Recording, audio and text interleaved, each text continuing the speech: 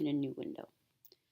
So you're going to copy and paste that API key into your Coinrule account in the box labeled API key.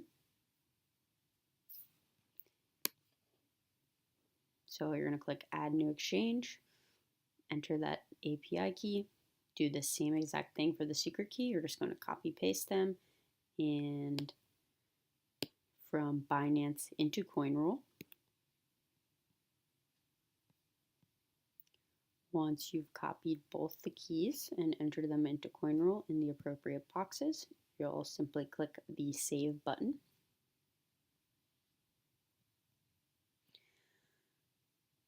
The API secret key, one important note here, it's only shown by Binance at the moment you create it. So make sure you save that key in a safe place so you won't be able to recover it in the future, and you're going to need to create a new one if you lose that. So make sure you take note of that and keep it somewhere safe where you keep all your crypto information.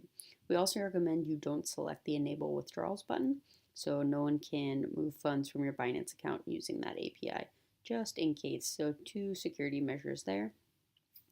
And once you've done all that, really simple, your Binance account is now connected to your Coinrule account and you are ready to go and creating your first rules.